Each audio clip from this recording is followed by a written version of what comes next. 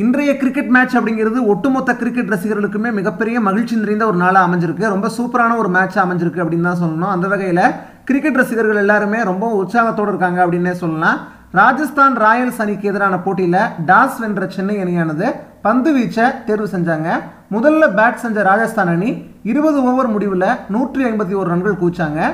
சென்னை அணியில் தொடக்க வீரர்களாக களமிறங்கின வாட்சன் ரன் எதுவுமே எடுக்காம ஆட்டம் இழந்தார்.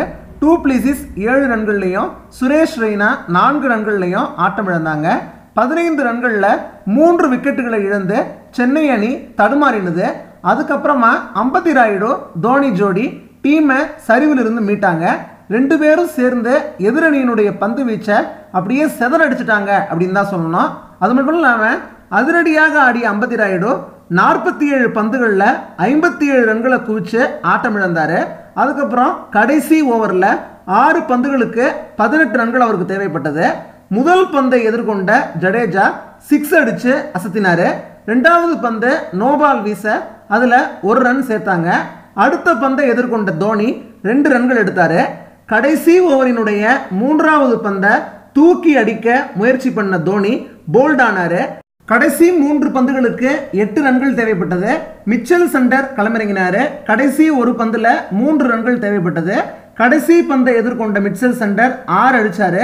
அதனால 20 ஓவர் முடிவில் 6 விக்கெட் இழப்புக்கு 155 ரன்கள் எடுத்து 4 விக்கெட் வித்தியாசத்தில் சென்னை அணி வெற்றி பெற்று மிகப்பெரிய மகிழ்ச்சியை ரசிகர்கள் எல்லாருக்கும் கொடுத்துருக்கு. இது மூலமா 7 போட்டிகளில் விளையாடி இருக்கக்கூடிய சென்னை அணியானது 6 போட்டிகளில் வெற்றி பெற்று 12 புள்ளிகளோட முதலிடத்துல இருக்கு அப்படிங்கிறது தான் ஒட்டுமொத்த கிரிக்கெட் ரசிகர்களுமே துள்ளி குதிக்கக்கூடிய அளவில் ஒரு சூப்பரான மகிழ்ச்சியாக அமைஞ்சிருக்குன்னு தான் சொல்லணும்.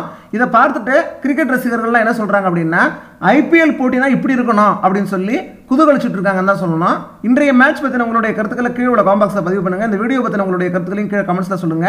இந்த நியூஸ் உங்களுக்கு பிடிச்சிருந்ததுன்னா இந்த வீடியோக்கு லைக் கொடுங்க. இந்த வீடியோ கண்டிப்பாக அதிகமான பேருக்கு ஷேர் பண்ணுங்க. இது மாதிரி எல்லா அப்டேட்ஸ் ப்ளஸ் தகவல்களையும் நீங்கள் உடனுக்குடன் பெறணும்னா மறக்காம உடனடி டிவி சேனலை சப்ஸ்கிரைப் பண்ணுங்க. அதுக்கு பக்கத்தில் வர பெல் சிம்பிளை கிளிக் பண்ணுங்க. பல்வேறு வீடியோக்களை தொடர்ந்து சந்திப்போம். நன்றி, வணக்கம்.